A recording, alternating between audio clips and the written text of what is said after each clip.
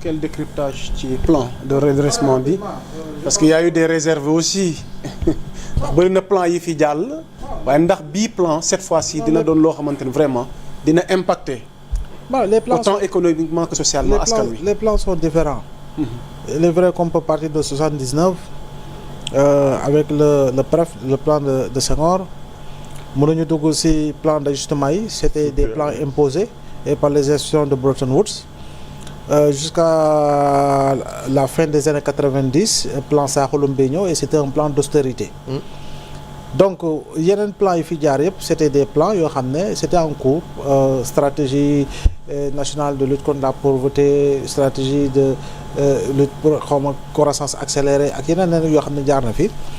Mais fii dañoo nekk ci benn situation boo xam ne il fallait redresser redressement boobu nag comme ñoom ñu ko waxee mooy jubantiwaat li nga xamul koom-koom bi jubanti koom-koom gi li ci ëpp solo te wax nañ ko ci plan bi c'est lié d'abord à l'assainissement des finances publiques. Et je pense que c'est un pilier central par rapport ak li nga xam ne moom la ñu yàgg constaté te rapport yi fi génn dëggal ko le rapport de l'IGF c'est lié à une mauvaise gestion des finances publiques. Le rapport de certification de la Cour des comptes ak le dernier rapport bi nga xam ne Mazars moo ko def ba pare li ma ci jaaxal mooy ñu doon dingat ñaari rapports yi IGF ak Cour des comptes ñoom waxuñu ci Mazars man loolu daf ma jaaxal te war nañu insister bu baax ci Mazars léegi nag pourquoi ñoom génnuñu ne Mazars li mu wax du dëgg loolu tamit c'est une question que l'on doit nous poser pourquoi ñu attaquer autant li nga xam moo di Cour des comptes dëkkal magistrat yi fu ne waaye Mazars bi mu waxee ba tey dégg nga maam àndewuñu fi li nga xam moo di tontu génn nañ fi ab livre boo xam ne daanaka ay double feuille la ñu war a ñëw nag si li nga xam ne mooy li Mazars dëggal ba pare nag am na si poñ yoo xam ne sax dafa gën a sori li nga xam ne mooy jàngat bi Cour des comptes def l'autre élément central mooy une bien meilleure maîtrise de la comptabilité publique loolu itamit c'est un combat au nom de la bonne gouvernance et de la transparence parce que une bien meilleure maîtrise de la comptabilité publique c'est lié à l'assainissement des finances publiques et il y a une forte imbrication si ñaar yoo xam ne Adama ak Awa la yin ak yang la alpha ak oméga la yoo xam ne kenn mënut a bàyyi sa morom beneen pilier bi central bi mooy la phase d'industrialisation te phase d'industrialisation bi dama siy dugal quatrième pilier mooy le rôle central que devra jouer le secteur privé national donc phase d'industrialisation laal les pôles territoires yi nu ñu ko tëggee ci ñoom ci seen vision Sénégal 2050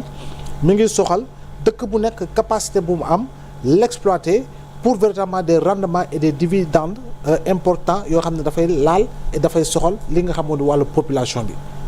donc foofu noonu secteur privé bi ban place la ciy am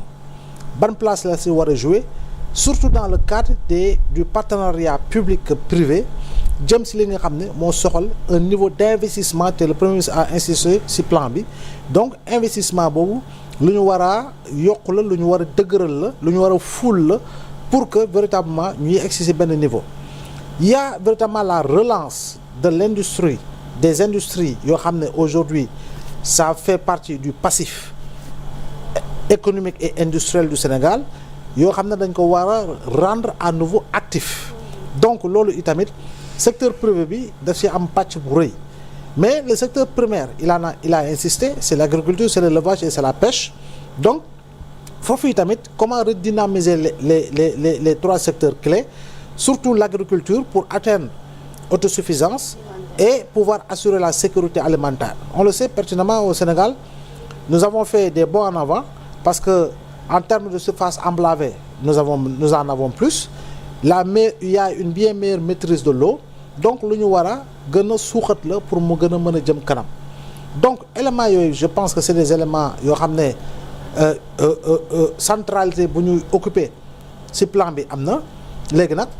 gën a yaatal assiette fiscale bi par rapport ak li nga xam moo soxloon exonération yi parce que nous perdions des centaines de milliards lu jëm ci ay exonération yoo xam ne teguñu ko fenn ba pare frappé d'opacité à tout point de vue. mais foofu est-ce que assiette fiscale bi aussi bu ñu ko waree élargir du impacter les petites et moyennes entreprises. non xam nga petites et moyennes entreprises encore une fois doo leen teg loo xam ne attanuñu ko. et pour cela il faut une bien meilleure communication boo xam ne direction bi soxal wàllu impôts yi war nañ ko mën a def parce que comme on le sait ou comme on doit le dire un gouvernement du nekk dans la riposte communicationnelle. Le gouvernement doit être dans l'information purement et simplement.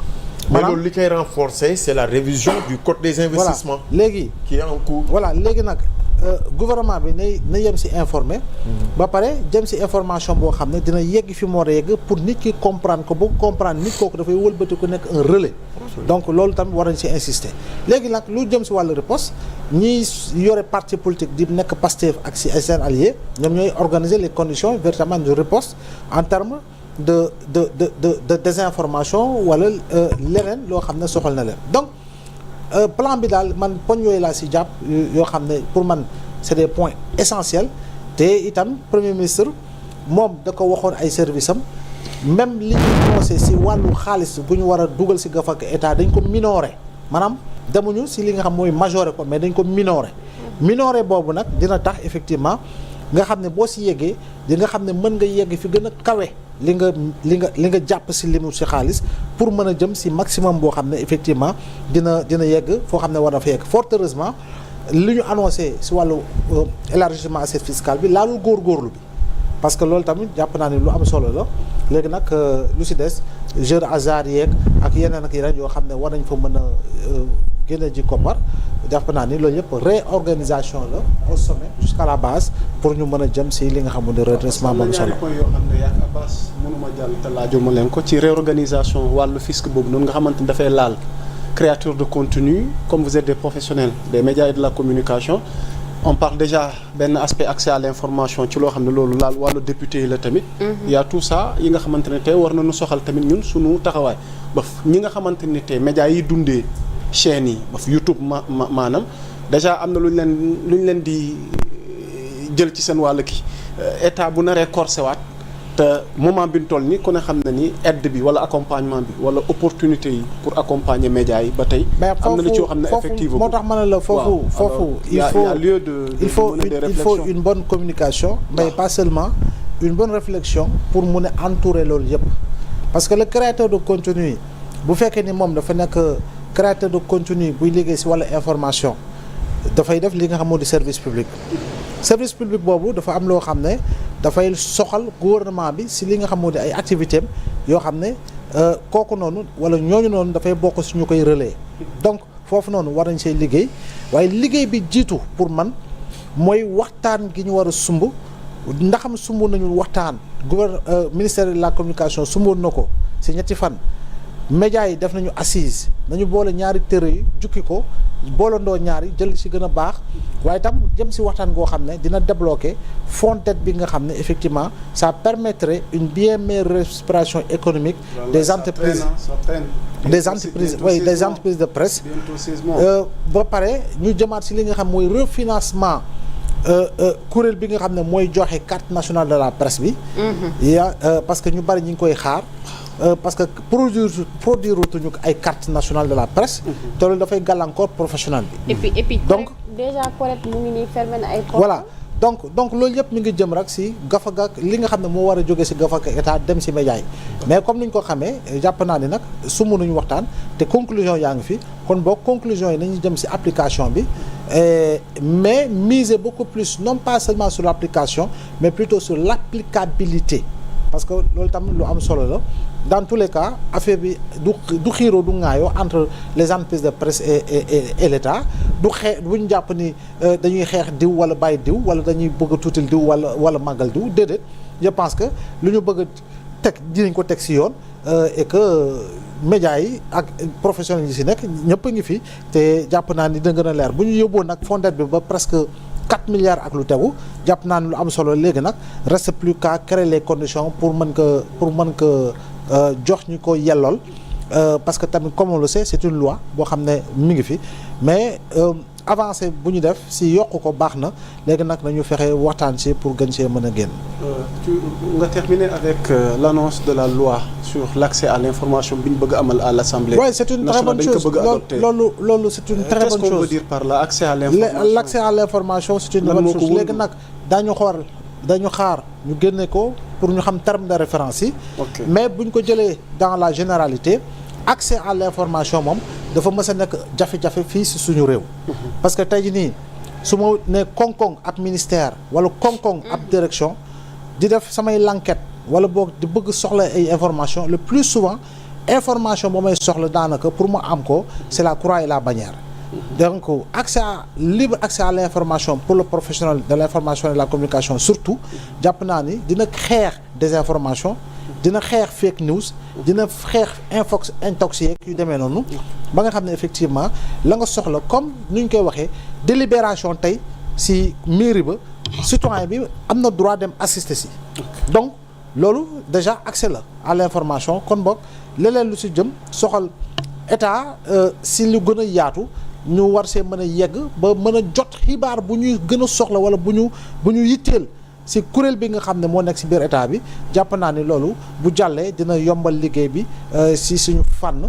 bi nga xam ne mooy journalisme bu ñuy pratiquer. macha allah alors grand Abbas doyen ci lancé boobu Abdoulaye nekkoon loo ci voilà man nag xam naa nga porté waale lu ko. parce que man sama carte de presse léegi mu jeex. te bëri na ñi nga xamante ni seen bos moom jeex na. expiré nañ bu yàgg bëgg nañu renouveler. mais expliquer nañ conditions yi nga xamante ni moo dal commission nationale carte bi grand laay ngi wax léegi lu am solo ngir refinancement bi ak jàppale bi ngir ñu mën a produire ay cartes et tamit am na ñi nga xamante ni toll nañ ci war a am mais mënuguñu am te lii dafa fondamental pour journaliste am ko léegi est-ce que du ministère du tutelle bi du def dérogation ñi nga xamante ni seen bos expiré na. ñu defal leen dérogation fii léegi ñu yeesalaat. et puis am na ñuy jox mu valable gu te joxaguñ leen seen carte. voilà. je pense que yaa Moussa. ab mbir bu jaxasoo. dañu war a déglu les professionnels ñu joxe leur avis lii yëpp nit ñi gëstu nañ ci xalaat nañ ko code de la presse bi taxaw na lan moo ci des nan lañ koy mettre en œuvre loolu rekk a ci des mais les contours de la réflexion orientation yi franchement dafa toucher secteur bi bu baax a baax li ci jiitu métier bi dañ ko doon exercer mu am métier yu bari yu ñu dàpp créateur de contenu métier yu bees la au Sénégal yu ñu dàpp boo déggee chroniqueur ñun lan la ñu xamoon invité du journal mais mu am un nouveau dispositif bu créer un environnement ba bay nit ñi nekk ay chroniqueur qui est chroniqueur qui ne l'est pas comment exercer le métier CNRA la mu yoroon nga yaakaar ni weesuwul pour ñu yeesal ko